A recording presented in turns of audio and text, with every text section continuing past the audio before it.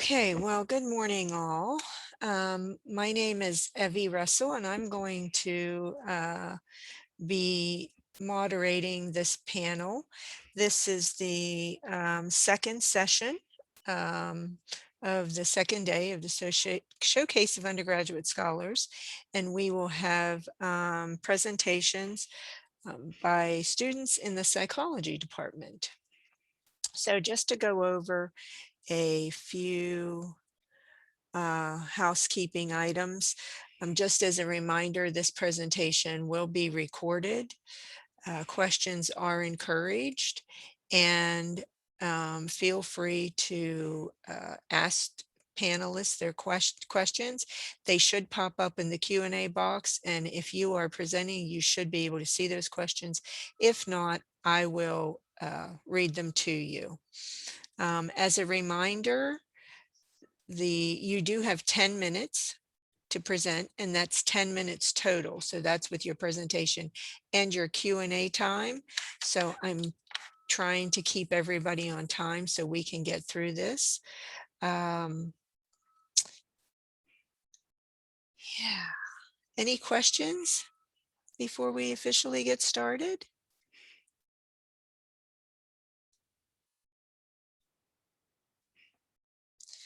Okay, well, let's begin. Loren, are you ready to present? Yes, I am. Okay.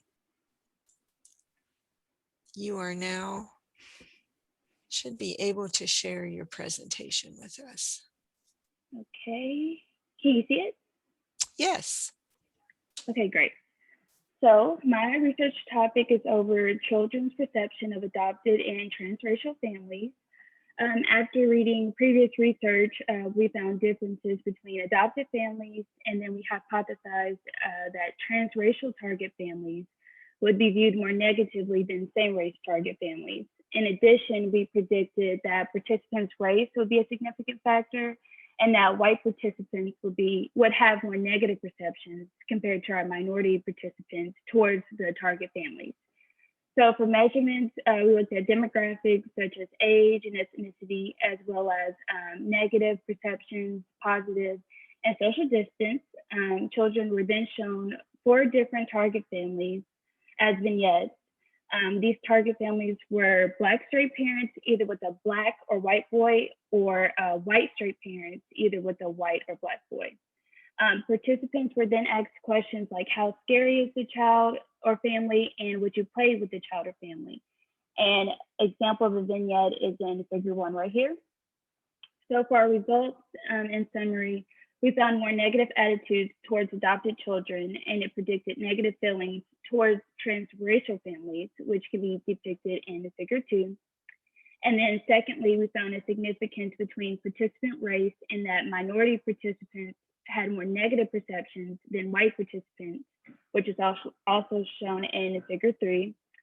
And in conclusion, race does impact attitudes towards adopted children, and moving forward, future studies should explore ideas like gay parents and transracial adoption to further research on this topic. And that was it.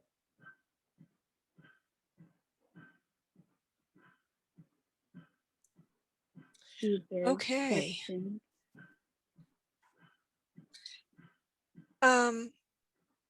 Loren, so while we're waiting for people to maybe type their questions, tell us how you got started into this research.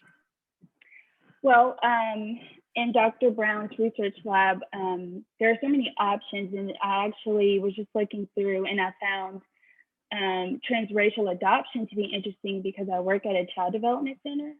So I just wanted to look into more of that study and kind of came across some significant findings. And so that's kind of how it started. Very nice.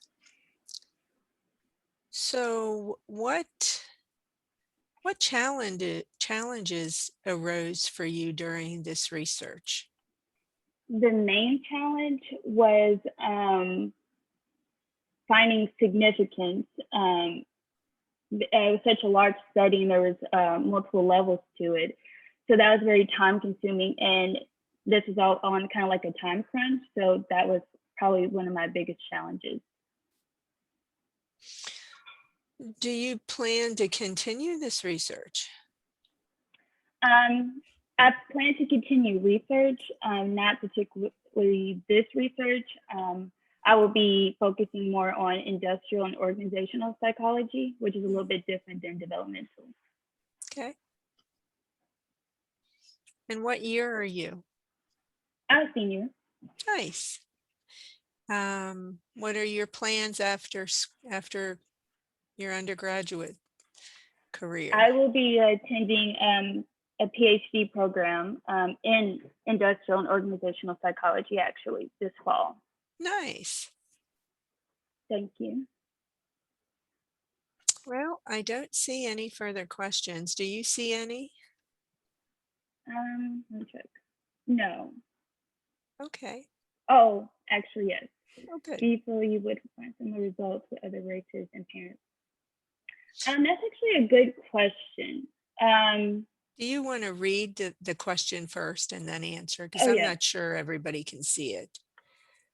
Do you feel you would find similar results with other races of parents, like Asian or Hispanic parents with white children?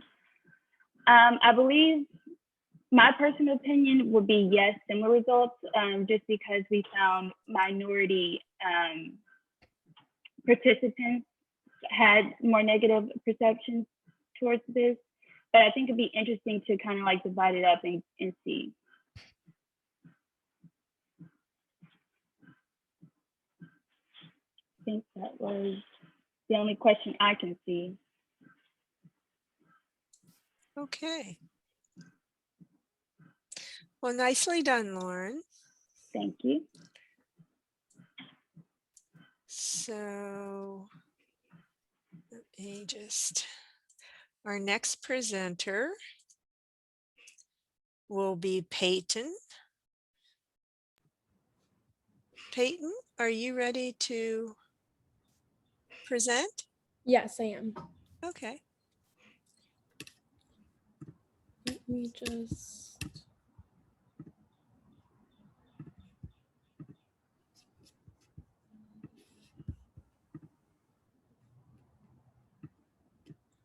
Can everyone see that okay? Yes. So, hello, my name's Payton Sinkbeil, and today I'll be presenting information to you about elementary school children's attitudes towards same and cross-racially adopted peers. So just a bit of background information. There's been a large body of research examining how children's attitudes toward their peers can differ based on the race of their peers. However, there's been much less research examining how the race of a child's family affects peers' attitudes. This is especially an important and pressing issue as cross-racial adoptions are becoming much more common. So our current study aimed to understand how children's attitudes toward their peers differed based on both the peer's race and the peer's parents' race. And it utilized a family attitude survey in measuring that. So participants in our study included 132 children. There were 70 boys and 61 girls, and their ages ranged from 5 to 11. Racially, our participant breakdown was majority white children, that was around 78%, followed by Hispanic children, which was 7%, Black children, which was 6%, and then there were a much smaller number of biracial or children who identified as other, and an even smaller amount of children who identified as Asian. So in our measures, we included demographic information of the children, which also included whether or not the child knew what the term adopt meant. And if they didn't know that, it was explained to them. Race stereotypes related to family orientation were introduced with short stories about pictured families with an adopted child. As you can see below in figure 1, children were first shown pictures of adopted children that were either white or Black, with either white or Black parents. They were then asked about their positive attitudes, negative attitudes, and their desire for proximity toward the children in the photos. After disclosure of a fictitious family's demographics and behavior, children were primed for perception of their parental attitudes in asking the children, do you think your parents would want to be friends with this family? And all of the questions asked in the family attitude survey were measured on a Likert scale. Following this, children were asked questions to measure their proximity preferences for targets in order to determine their desire for things such as physical closeness and shared environments with the target children. Desired degrees of proximity were measured in asking the children questions such as how much do you want to be friends with this child, or how much would you like to go to school with this child, or how much would you like to play with this child. And conversely, negative attitudes were measured in asking questions such as how gross is this child. So our results showed that children's positive and negative attitudes toward target children were not affected by either the target's race or the parent's race.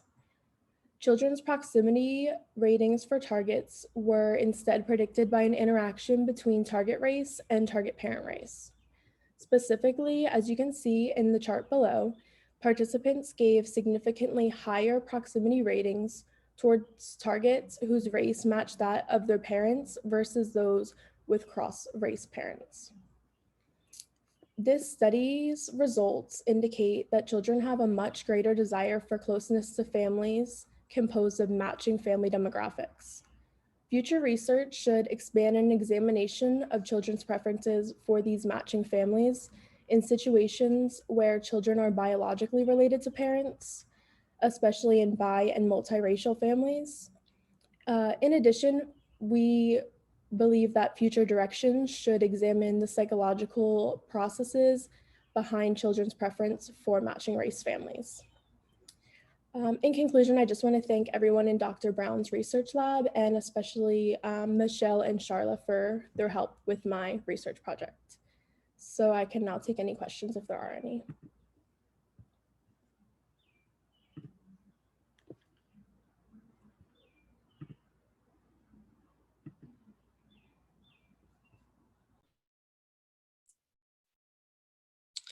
Nicely done, Payton. So did you guys work on this as a group? So this was pre-existing data in our lab that was mainly collected by the graduate students in my lab. Because of COVID, we couldn't go into the schools and ask the children questions this year.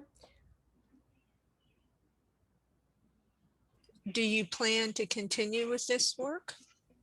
I am looking into continuing my work in Dr. Brown's lab, but as far as career direction, I'm planning to attend law school. Nice. Thank you. What year are you right now? I'm currently in my third year. Okay, so you have one more year to go. Yes. Nice. Does anyone have any other questions for Payton?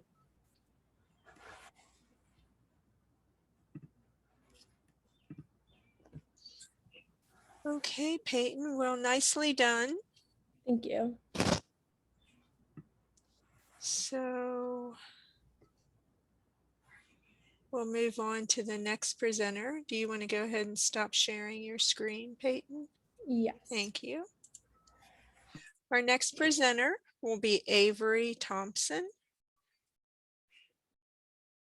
Avery, are you ready? Yes, I'm ready. You want me to go ahead and share my screen?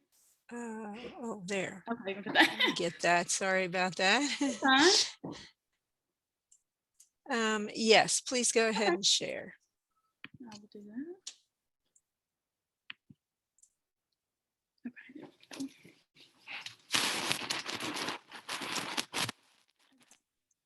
So good afternoon, everyone. Thank you all for joining.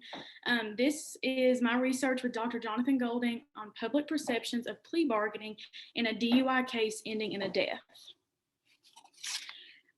So when researching this, we've realized that DUIs, are a growing problem for the U.S. And combined with limited court resources, plea bargains comprise 90 to 95% of court cases, including these DUI cases. And research on public perceptions of plea bargaining is limited but very necessary because the public's respect and obedience of the laws is important for our policy and legal decisions in this country. A past study was done where participants had decreased support for plea bargains involving alcohol compared to marijuana, minimum time of suspended license compared to medium time, and a defendant having 2 DUI arrests in a 1-year period compared to 1 DUI arrest. So this present study, our purpose was to extend this limited research while investigating public perceptions of plea bargaining as a function of victim age, location of DUI incident, and the plea bargain sentence in a DUI-related case ending in a death. As for our our hypotheses, we hypothesized that there would be a more negative perception of the plea bargain when A, the sentence involved probation compared to jail, because probation is often perceived as rewarding a guilty defendant. B, there was a child victim compared to an adult victim, because children tend to be perceived as innocent and undeserving. And our last hypothesis, C, a victim was hit by the DUI driver on the street rather than in a car, because a pedestrian is deemed as totally defenseless. And we had 31 females and 22 males recruited to participate in this study for a total of 53 participants. And we implemented a 2x2x2 within participants design, with independent variable 1 being victim age, a 6-year-old versus a 40-year-old. The second independent variable being victim location, street versus car, and the last independent variable being plea bargain sentence, probation versus jail. And as for our materials, we had 8 different summaries describing a DUI case in which a person was being killed, and the defendant was charged with second-degree manslaughter. So in Kentucky, second-degree manslaughter is a Class C felony in which punishable by at least 5 years, but no more than 10 years. For this plea bargain in this study, we settled upon 2.5 years. An example summary is seen in Table 1, and in short, Mr. Davidson was seen leaving a bar. He was intoxicated, and his behaviors reflected variations in the victim location at the time of the crime, age of the victim, and plea bargain sentence. We also had a questionnaire that would come after each crime summary, and there was a series of questions about the participants' perception of this plea bargain. An example question that was given was justice served by having this plea bargain approved by the judge? And participants' answers ranged between 1, not at all served, and 7, strongly served. And using Qualtrics.com, each participant read each crime summary followed by the questionnaire for each summary. And when we were looking at our results, we, like we said, had those 3 hypotheses. So for hypothesis A, for plea bargain sentence, was supported in the fact that participants had less support of the plea bargain when the sentence involved probation. So as we can see in Figure 1, the sentence had a significant effect on participants' support of the plea bargain. Probation had a mean of 2.08, while jail had a mean of 2.80. As for hypothesis B, for victim age, this was also supported.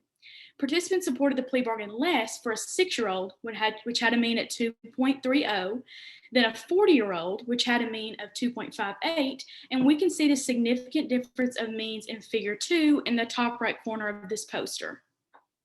As for hypothesis C, for victim location was also supported.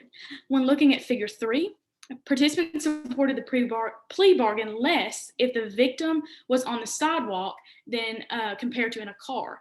If they were on a sidewalk, we had a mean of 2.34, and in a car, we had a mean of 2.54. And that is also seen in Figure 3.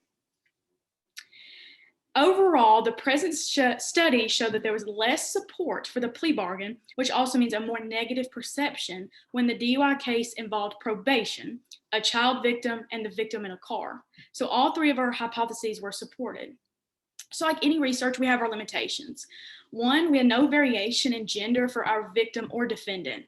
2, we had no visual aids used for participants' viewing. And 3, we only showed 2 possible victim ages. These changes can impact generalizability, extended understanding, and our alterations in participant perceptions.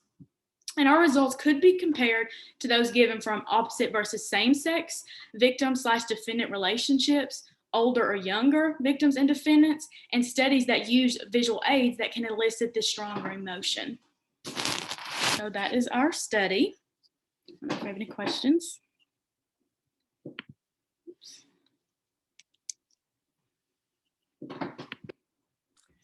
Very nice presentation. Thank you. While people are taking the time to type their questions, Avery, I'd like to ask you one. Was there anything surprising that you found in this study that you maybe wouldn't have expected? I think what surprised me the most is Dr. Golding and I had take so many variables to see if we can find these significant results. We were changing a number of DUI arrests that a defendant could have previously. We expected, that to have a significant difference. And I think that was kind of challenging, is trying to figure out, and we expected the participants to act a certain way, just based on our knowledge, statistically, psychologically. And so that was really surprised me, is it took kind of a while to figure out what actually was going to be significant and what was going to change the public's perception of the plea bargain that we chose. Mm-hmm.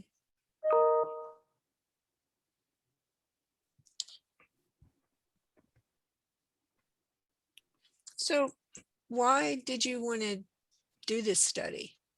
Does it have anything to do with future career plans, or?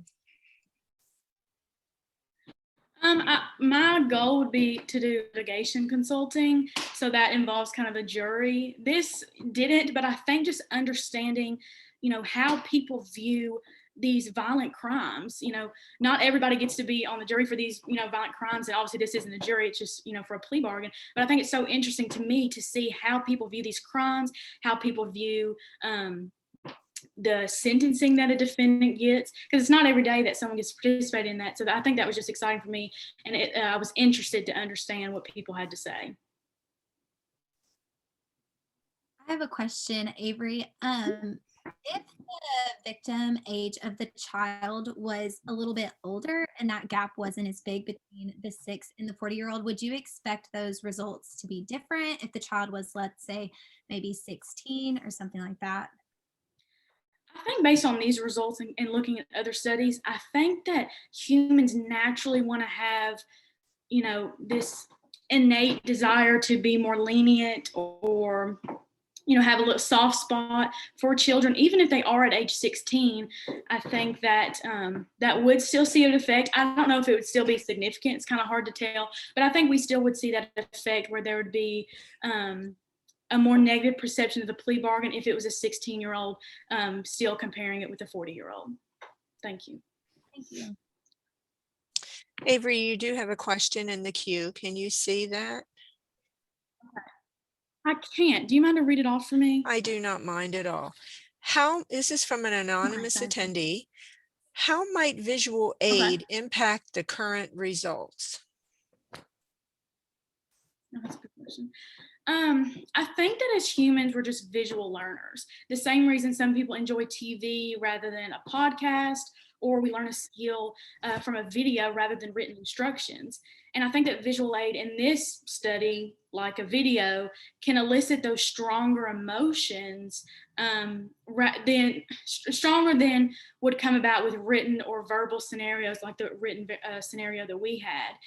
Especially with someone being hit by a car, I think seeing that will really elicit a lot stronger emotions, and it may have, impact on those results. So I suspect that main effects, but our means would significantly increase for both levels of our independent variables, due to the fact that participants would increase the severity of the crime while decreasing overall support for the plea bargain.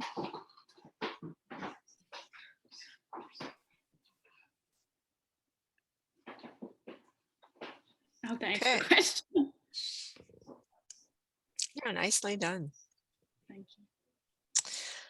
All right. Does anyone else have any other questions before we move forward?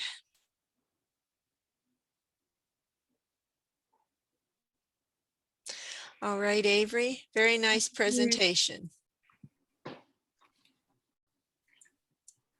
All right, our next presenter is going to be Sidney Toon.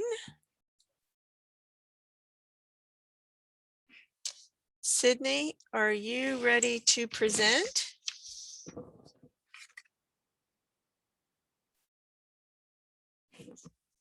Sidney, maybe Sidney's not on here.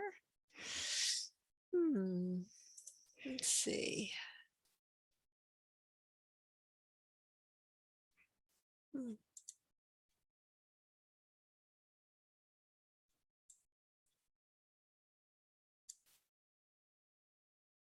Well, It looks like she's an attendee rather than a panelist. yes, I just moved her. Okay. Sydney? Yes, hi, I'm so sorry. Oh, you're okay. You're all right. I just moved you, so you should now be able to. Okay. Are you ready or do you need a second? Yes, I'm ready. I'm so sorry. Oh, no, you're fine. Perfectly fine. Okay, you may go ahead and share your screen. Awesome. Okay, fantastic. Can we all see? Yes. Okay, let me start my video. There I am. Okay. All right. So, hi, my name is Sidney Toon, and today I will be discussing my research on the influence of female sexual orientation in rape case decision-making. And to give you some background on the origins of this study, I would like to start with the statistic that 1 in 5 women experience rape at some point in their lifetime. Previous research, which has mostly been focused on heterosexual victims, has shown us that jurors, particularly male jurors, are often likely to not convict. And it is important to determine if this unwillingness to convict extends to lesbian and bisexual women because they are also included in that 1 in 5 statistic. It is not just heterosexual women. Therefore, the purpose of the current study is to examine sexual orientation as a factor in legal decision-making. Or in other words, does a victim's sexuality influence a juror's decision to render a guilty or not guilty verdict? So our study had 2 hypotheses. The first was that across all conditions, female jurors would have more pro-victim verdicts, this meaning that they would return more guilty verdicts than male jurors. Our second hypothesis was that participants in the lesbian condition will perceive victims as more positively than those in what we have called the male interest condition.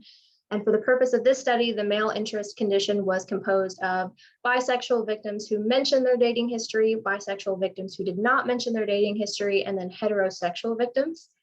And we believe that these participants would view those victims, the lesbian victims, as more positively because the possibility of a sexual encounter might be deemed as more unlikely because it is generally understood that lesbian women would not consent to sex with men. So we had a total of 265 participants with a fairly equal distribution of men and women. They were all recruited through Amazon's Mechanical Turk program and with the requirement that they had to be 18 years or older to participate. The majority of our participants were white at 84% and with smaller percentages of African American, Asian or Pacific Islander, Native American, and other participants.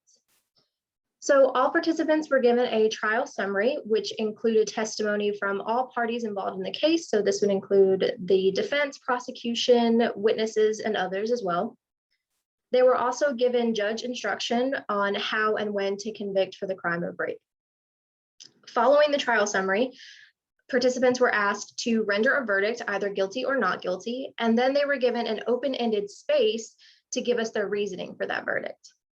Participants were also asked to rate other variables, such as victim and defendant credibility, blame and responsibility, victim and defendant anger and sympathy, defendant guilt, and others. So to discuss results, I will start with hypothesis 1. Results showed that participant gender had no significant main effect on verdict. However, we did find significance when looking at a number of other variables, including victim sympathy, victim credibility, defendant anger, and perhaps most intriguing, defendant guilt. So if you look over at figure 1 on the right, the female participants are indicated by the yellow bars. And as you can see in both the lesbian condition and the male interest condition, female participants rated defendant guilt much higher than males. However, like I said, we still found no significant main effect of gender on verdicts, but later when we get to the discussion, I will talk about why this might have been the case. So regarding hypothesis 2, condition was only marginally significant, but those in the lesbian condition were still no more likely to render a guilty verdict than those in the male interest condition.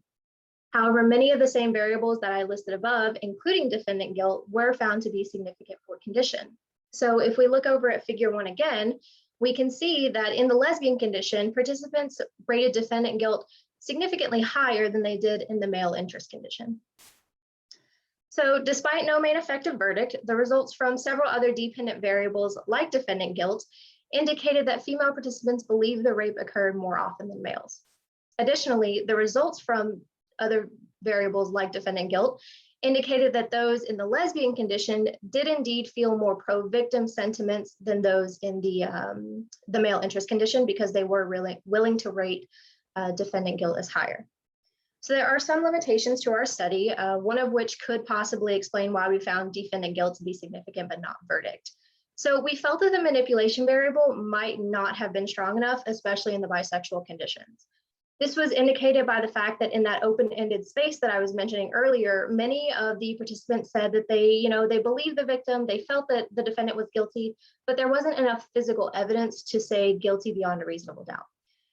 There was hardly any mention of the sexual orientation variable, but those that did mention it were actually largely in the lesbian condition. So, like I said, because they were so focused on the physical evidence, they were less likely to give us a guilty verdict, but they still, because of just how they felt towards the victim, they felt that they believed her, that the defendant was in fact guilty. That is why we saw higher ratings of defendant guilt, but still no significant main effect of verdict. So our second limitation was that we did not add jury deliberation as an element. Doing so might have allowed our participants or our jurors to discuss all facets of the case, including victim sexuality. So this could have changed the outcome of our results, but like I said, we did not add that here.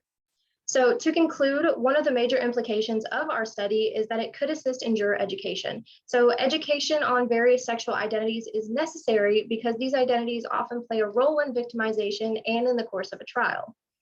Understanding how varying sexualities operate could ensure that jurors truly understand this role and therefore make more educated decisions when faced with trials involving victims of different sexualities. So thank you for your time, and I'm ready to take some questions.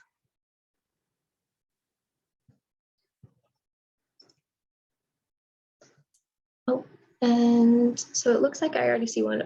What do you think you would find if you had some sort of asexual condition? That is extremely intriguing. So I think this plays into the implication that I mentioned about like juror education on sexualities, because I feel there might be a sort of misunderstanding about what asexuality is. So it would be important for jurors to understand that asexual means that there is no sexual attraction to anybody. And I believe if they had that education,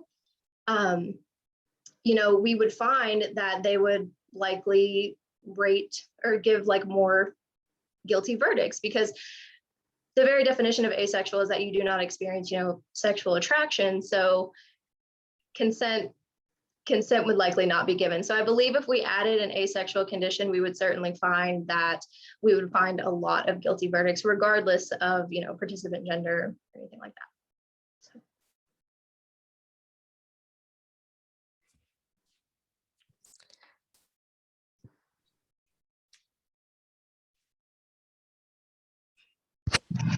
So Sydney, are you planning to build on this research at all? As much as I would love to, I think this is where my part in this research is going to end. So I hope that, future participants in Dr. Golding's lab can take what I have found and build upon it, such as adding like an asexual condition, or even, adding sexuality, participant sexuality as a variable as well. So I hope that despite me not continuing it, it will have a long life in Dr. Golding's lab. I'm sure it will. What are your future plans? So as it stands now, I am looking to take a bit of a gap year, but then I am planning to apply to the University of Denver in their forensic psych program. Oh, fantastic. That's awesome. Thank you. Nothing wrong with a gap year. Oh no, I'm excited.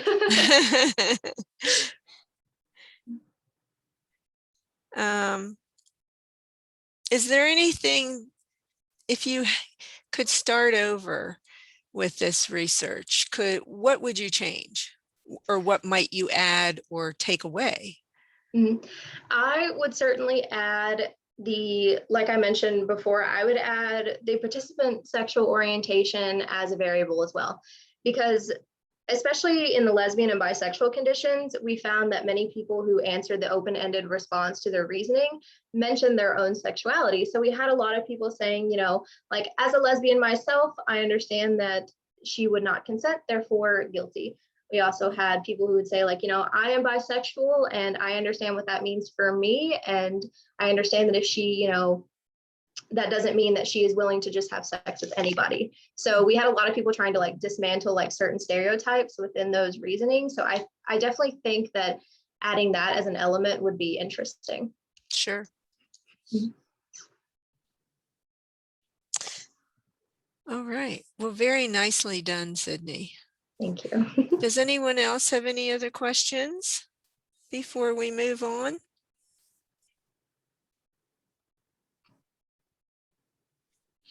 All right. Well, good luck to you, Sidney. Enjoy that gap year. Thank you. All right. So our next presenter is going to be Maria Vela. Did I pronounce that right, Maria? Yes, you did. Okay. Are you ready to get started? Yes, I am.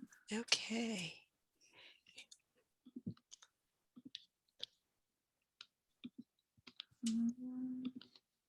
Can everybody see that? Yes. Okay, great. So my name is Maria Vela, and I studied Latino parents' perceptions of discrimination and the frequency of ethnic racial discussions. For some background on the subject, the majority of research done on Latino children's perceptions of discrimination has been done, the majority of the research has been done on adolescent children in areas with well-developed infrastructure for immigrants and Latino populations.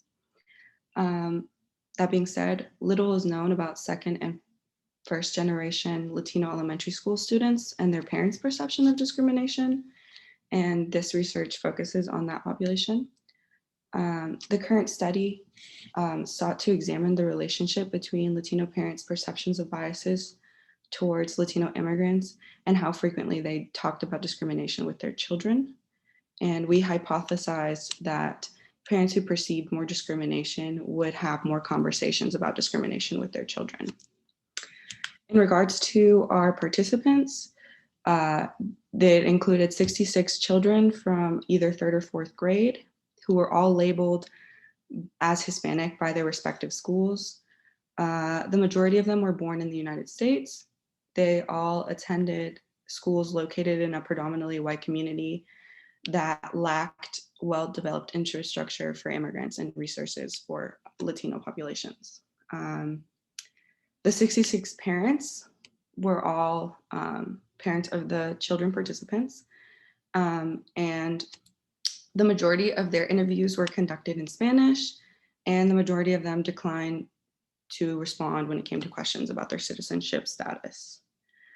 In terms of measures, phone interviews were conducted with the parents, and they were asked questions about their socioeconomic status, their preparation for bias, or how frequently they spoke to their children about discrimination, their attitudes towards immigrants in the United States, or the level of bias they perceived towards immigrants in the United States, and how engaged. And then lastly, they were asked about the parental engagement or how engaged they were with their children. To test the hypothesis, we examined whether parents' perceptions of bias predicted their discussions about their discrimination with their children by using a hierarchical linear regression model, and to test whether this was more pronounced when it came to how much they engaged with their children. We conducted a moderation test. The results were that fathers perceived more discriminations than mothers, and fathers also claimed to be more engaged with their children than mothers. There was no significant correlation found between parents' perception of discrimination and parents' discussion of discrimination. However, when parents were more highly engaged with their children and they perceived more discrimination, they were more likely to talk about discrimination with their children. So to conclude, highly engaged parents who perceived more discrimination towards immigrants were more likely to have discussions about discrimination with their children. And these results expand upon previous literature that suggests that parents who perceived more discrimination at the workplace had more conversations with their children about discrimination. And further research should focus on how parental engagement affects the quality of conversations about discriminations parents have with their children. And thank you for your time. And I will answer any questions you have.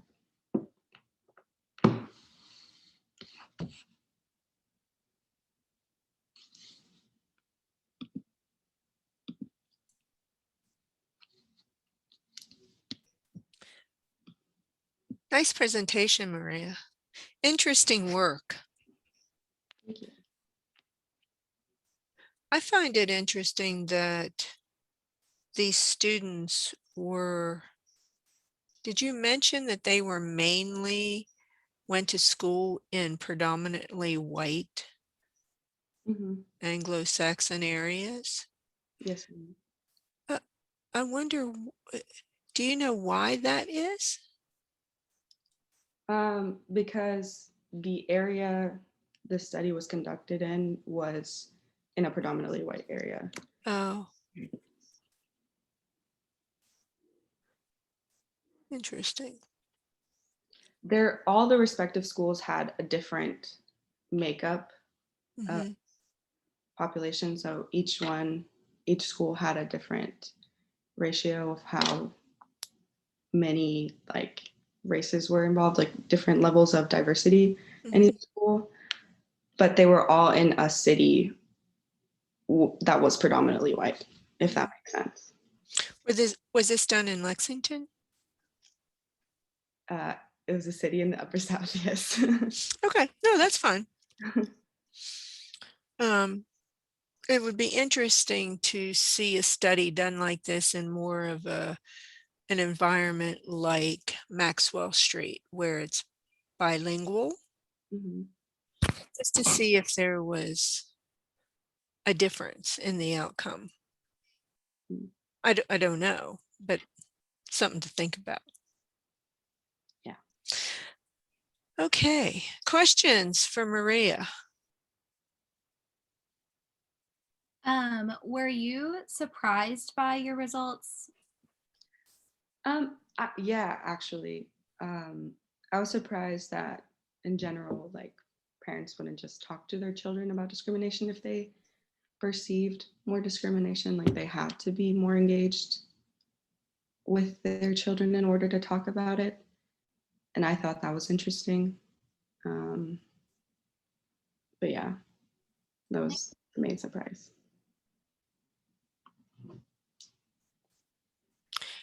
Does this research have anything to do with your future plans or career path, Maria?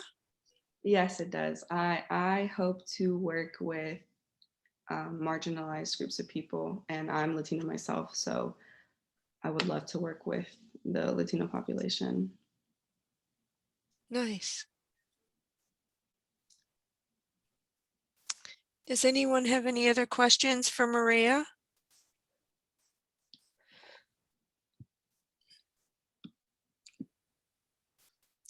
All right, well, very, very nice presentation. Much research is needed in this area for sure. So thank you for doing that and sharing your results with us. Okay, moving on to our next presenter is Heidi Waterman. Heidi, are you ready to present? Yes, I am. Okay. Okay.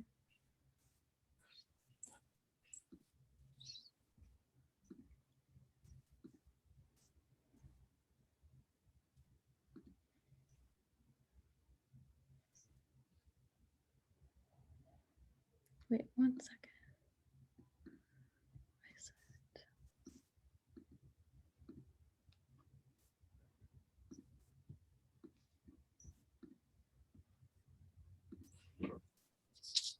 Okay. There we go. Yes. Okay. Can everyone hear me? Is it good? Yes, I can hear you. Okay, good.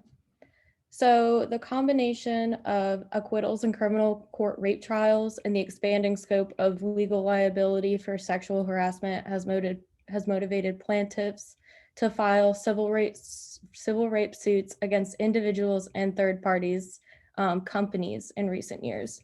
So this means that people who have been a victim of rape are turning to civil court instead of criminal because there's been a high level of acquittals, and that leads to people filing civil rape suits.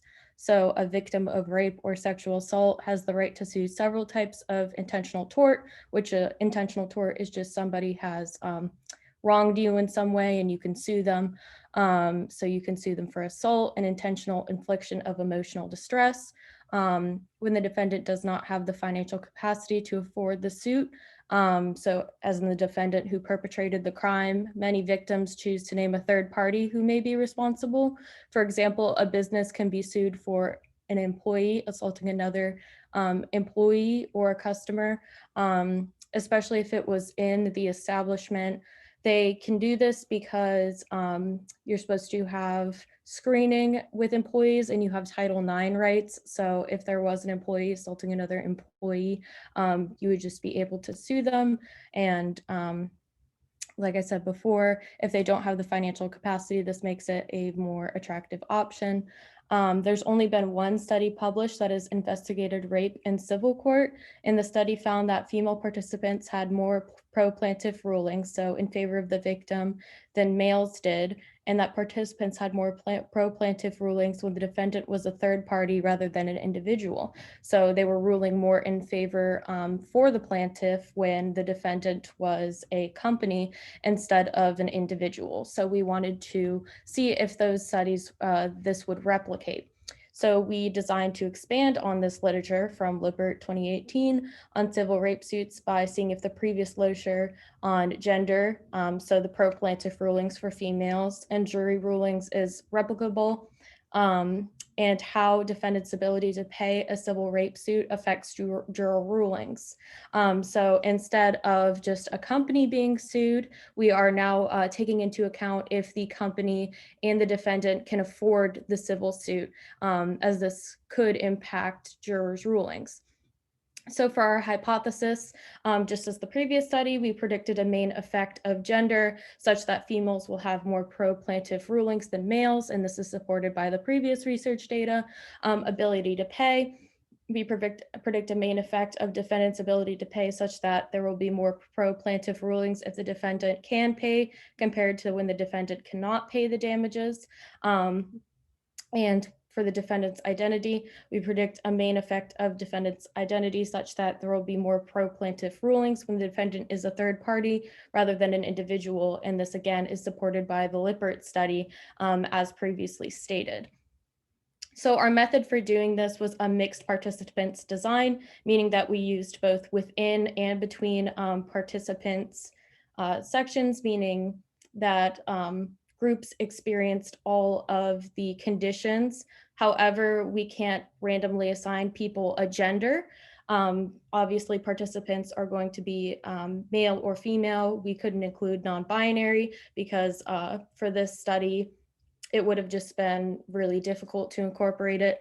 So all of the participants experienced all of the conditions. So they read vignettes, which is just like a little story about defendants who were individuals who could and couldn't pay, and third-party companies who could and couldn't pay for the suit, afford the suit. And again, like I said, you can't assign a participant gender. So that was the between subjects part of the study. So the 4 vignettes, I have a little example up here. You would just read this little story of what happened, where the victim stated that alleged perpetrator knocked on her hotel door just before 9 p.m. and she had never seen him before.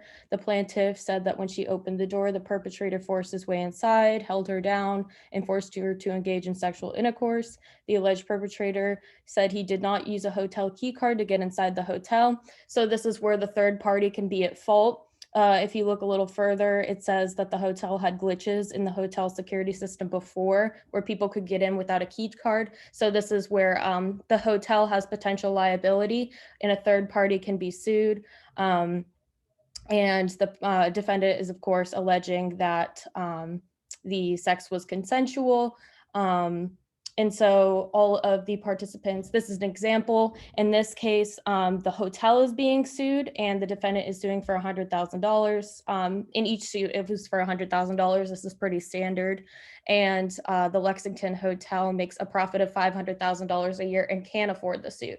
So this would be the same. It would just be down here. It would either be suing the defendant, which is Mr. Malone, or the hotel, both of which are liable.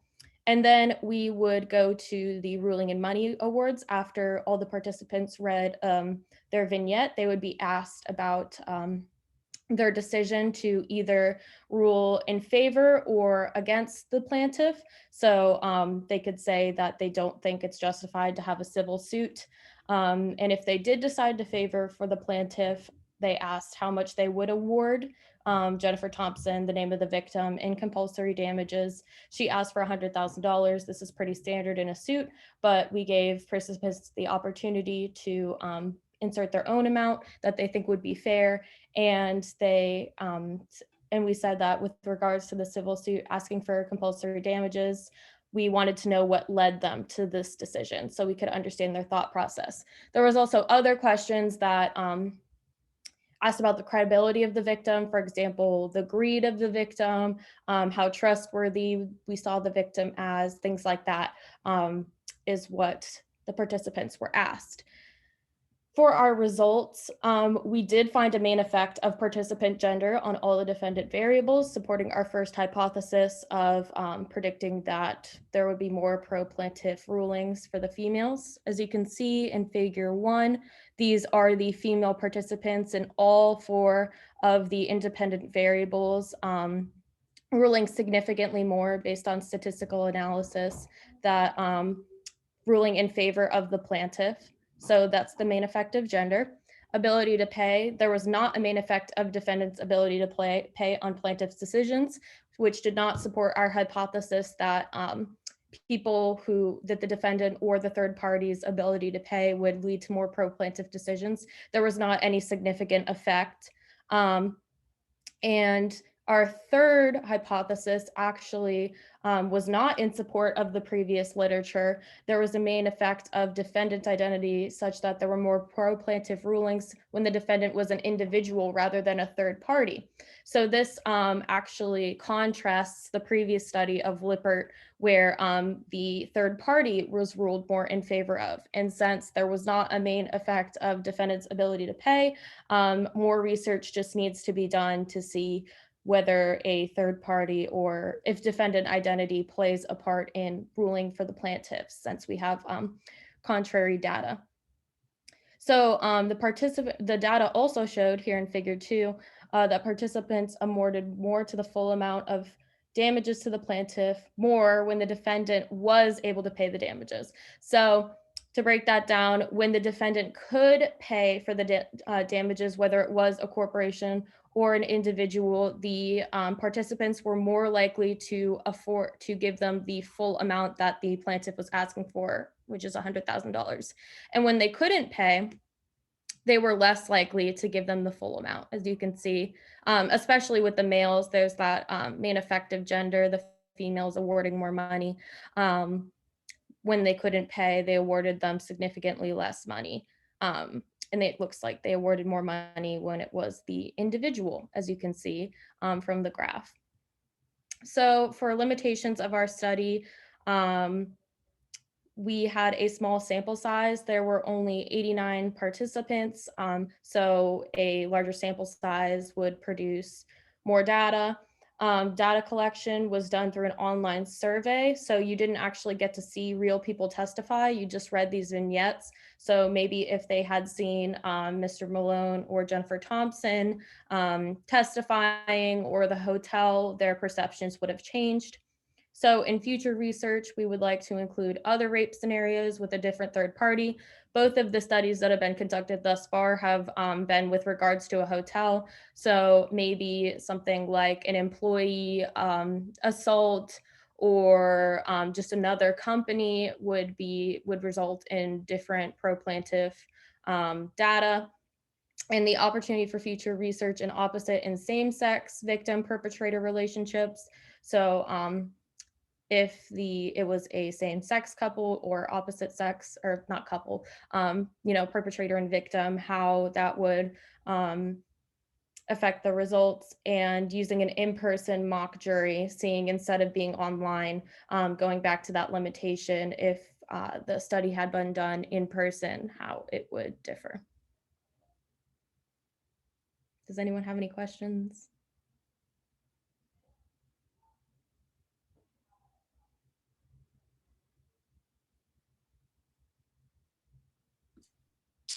Nicely done, Heidi. Interesting research. So what would you add to this if you were to do this study again? What might you change, if anything? So originally the study was fully between participants. So it being a within participant study might have affected the data because they read all of the vignettes. So they would have read where the defendant couldn't pay, and when the defendant was a third party or an individual. So just doing a full between subjects design would be ideal. It's just hard with the pool of participants and having a full testimony of both, instead of just a vignette, having the full testimony and cross-examinations like you would as a juror would be ideal.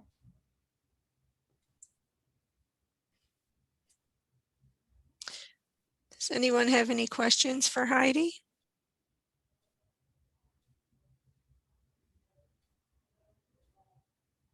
Did you work as a team of people on this, Heidi? No. Or Oh, sorry. no, that's okay. Me and Molly and Avery were all in Dr. Golding's lab, and he looks at law research. So we all had similar research, but had different variables. Nice. So what are your future plans? I want to be a lawyer, so that's why I chose Dr. Golding's lab. And what year are you? I'm a junior. So you have one more year? Yes, and then I'm done. Nice. All right, well, I don't see any other questions. Nice presentation again, and thank you for this information. It's very informative. Thank you. Okay. So our next presenter is going to be Molli Wilkins. Sorry, Molly. Are you ready to present, Molly?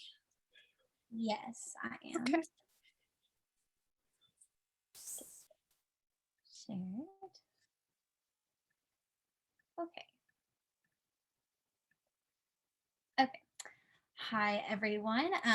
Yes, my name is Molli Wilkins, and I'm also in Dr. Golding's lab. Since we are on Zoom, I wanted to let you know that I'm going to start in the top left corner where the introduction box is, and kind of move to the right to the hypothesis and participants and materials, just so you have an idea of what I'm talking about. The research I conducted this year was about domestic violence cases in court. I think this is an important topic because 1 in 3 women will experience intimate partner violence in their lifetime, and that's a really significant number. This study specifically focused on battered women who killed their abusers. And this idea came from a review of previous literature because previous research showed that mock jurors were more likely to convict battered women of homicide when their male partner was asleep versus when they were awake.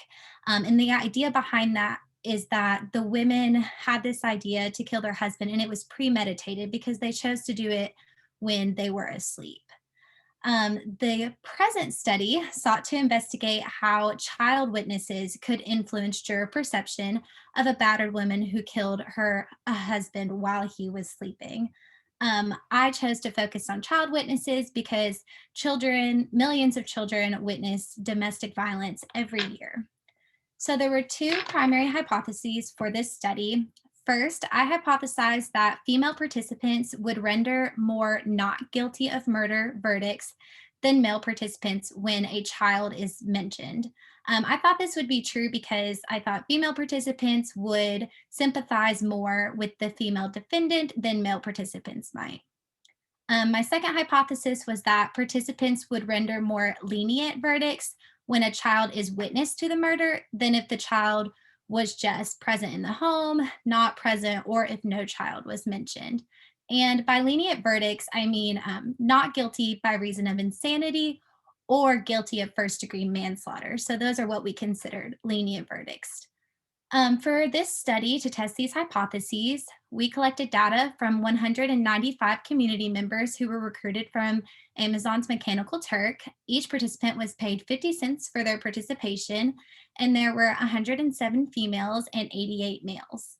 The design of this study was a 4x2 between participants design, and participants were instructed to read a fictional trial in which a woman shot and killed her husband while he was asleep. In each condition, the defense presented the woman as being a victim of domestic violence. The child of the couple was either a witness to the killing, present in the home but not a witness, not present in the home, or in the control condition, there was no child mentioned at all. After reading the trial summary, participants were asked to render a verdict for the defendant. The verdict options were guilty of first-degree murder, guilty of first-degree manslaughter, or not guilty by reason of insanity. Participants were also asked several questions about the victim and the defendant. For example, how much the defendant is to blame. So you can see the results in the bottom left box with the graphs. As you can see in figure 1, female participants did not render significantly different verdicts than male participants when a child was mentioned. About 80% of the verdicts for both females and males were considered lenient. And then in figure 2 shows the results for hypothesis 2. And that showed that mock jurors rendered more lenient verdicts when a child was witness to the murder than if the child was present in the home, not present, or when no child was mentioned. When a child was a witness to the murder, over 90% of the verdicts were lenient.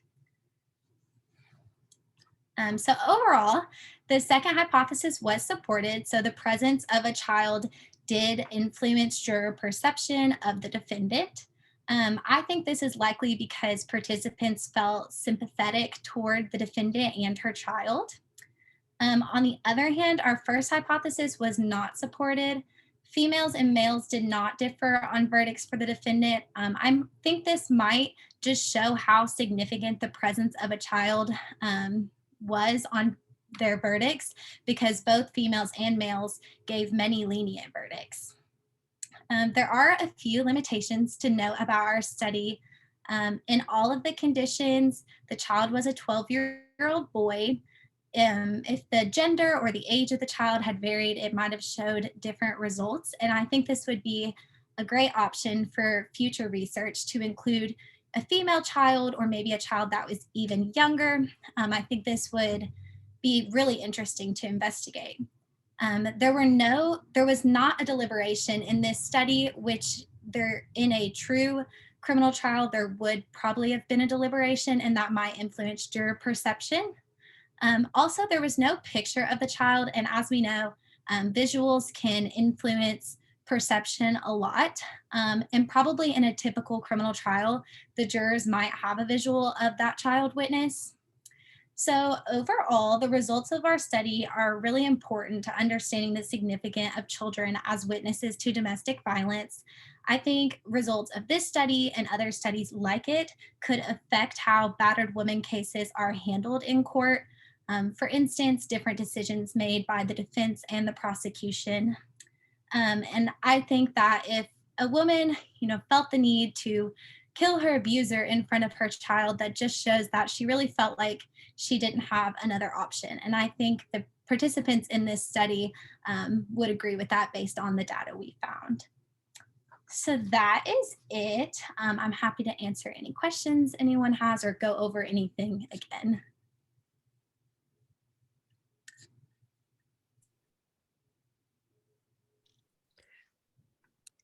Hi, Molly. So I just want to comment why folks are taking the opportunity to possibly write a question. I love the layout of your poster. Thank you. You're welcome. It's very easy to read, easy to understand, and very visual. So I just wanted to compliment you on that. Great job. Thank you. I can take complete credit for it because I did have a little help as far as picking a layout, but thank you. I like it too. I think it's easier to see the information. Absolutely. I cannot see the Q&A box, so if You cannot. Okay. I don't see any questions in there right now. So I'll ask one. What was the most challenging part of this research for you? I think the most challenging part of this research was as we developed kind of the case file, the trial summary.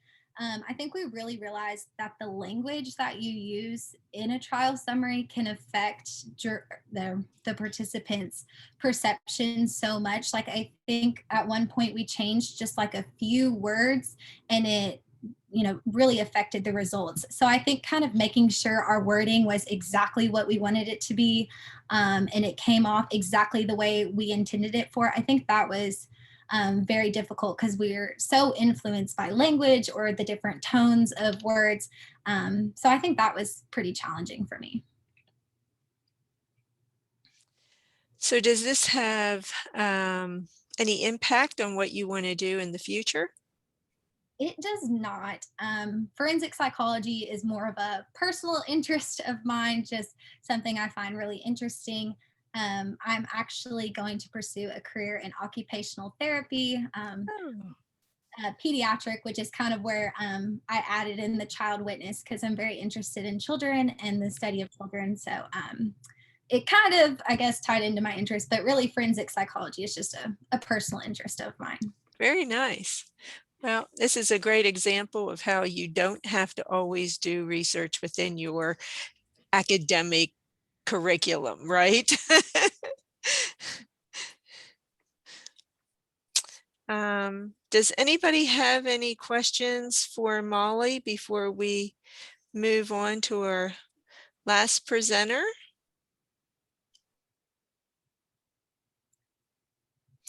All right, Molly. Well, listen, thank you so much and congratulations on a very nice presentation. Thank you. All right. Our last presenter is going to be Summer Williams. Hi. Summer, are you ready to present? Yes, ma'am. All right. Feel free to share. Can you guys see my screen? Yes, we can. Okay. So everyone, my name is Summer Williams, and today I'll be presenting on the relationship between interpersonal abuse and substance use risk among justice-involved women in rural Appalachia. So to give you some background, past research suggests that justice-involved women from rural Appalachian Kentucky experience high rates of interpersonal abuse. So those are also known as physical, sexual, and emotional abuse. They may then decide to use substances to self-medicate the emotional distress they experience following that abuse. So the purpose of the present study is to examine to what extent mental health difficulties account for the relationship between interpersonal abuse and substance use in a sample of disadvantaged, justice-involved Appalachian women. So our sample included 270 women who were recruited from rural Appalachian jails for the aims of the Parent Project. All women were required to have a history of substance use and sexual risk-taking behaviors to be enrolled in our study. The women then completed face-to-face interviews while they were in incarceration. The Global Appraisal of Individual Needs, abbreviated here as GAIN, was used to assess the number of types of interpersonal abuse that the women experienced, as well as current symptoms of depression, anxiety, and PTSD. The NIDA Modified Assist was used to measure women's risk for substance use and the need for recovery services. We used the women's highest risk score on any of the 10 substances assessed as our outcome variable. When looking at the sample characteristics, we see that 11% of the women reported no abuse at all, 10% reported one type of abuse, 30% reported two types of abuse, and 48% reported all three types. The majority of the women's highest risk scores were for using prescription opioids, methamphetamine, and prescription stimulants. We used a parallel indirect effect model to test our primary aim. The figure here on the poster shows that the higher numbers of interpersonal abuse types were significantly associated with more severe symptoms of depression, anxiety, and PTSD. When controlling for the association between interpersonal abuse and mental health difficulties, we then saw that only PTSD was significantly related to substance abuse risk. So our findings suggest that higher numbers of interpersonal abuse types were related to increased substance use risk through the pathway of increased PTSD symptoms, but not the depression or the anxiety. Our results suggest that interpersonal abuse is highly prevalent in justice-involved women, and this abuse is related to a myriad of mental health difficulties. These findings can help inform our understanding on how to best treat mental health and substance use in those justice-involved women. For women with multiple abuse types, addressing trauma-related symptoms could be important for this recovery from substance use. Future research could expand upon these analyses by examining how specific abuse types relate to mental health and substance use difficulties in this specific population. Before I finish, I would just like to thank the Super Students Grant for supporting my efforts on this project. And now I'll open the floor for any questions.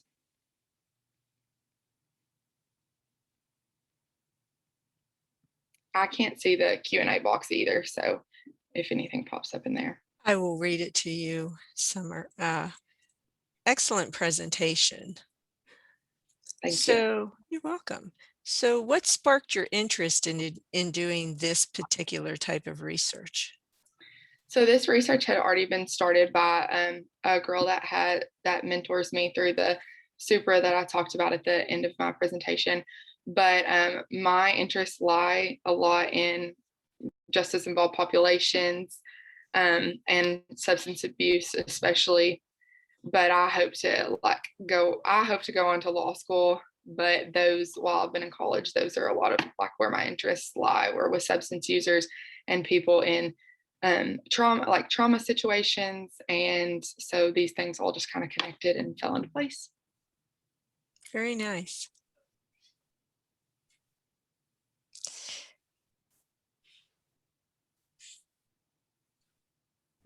Are you, oh, go ahead, please. So when you entered into starting your research, was there anything that you were expecting to find? I will say, I kind of just, I guess from being in classes and stuff, I kind of try to keep an open mind for what the results are going to show, because oftentimes we are surprised. But I did find it interesting that PTSD was the one thing that came out significant over depression or anxiety. But we kind of think that has to do with some of the things that PTSD might portray that anxiety and that depression and anxiety do not have.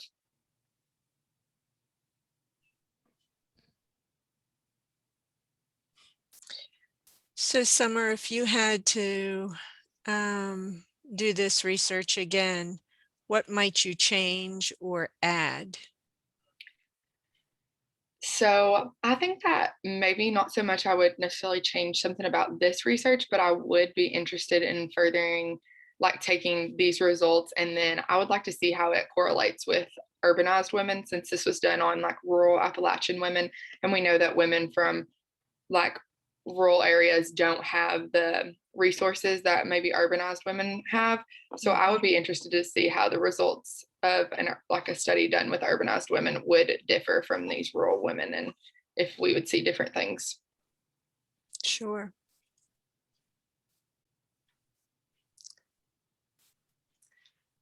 All right. Any other questions for Summer?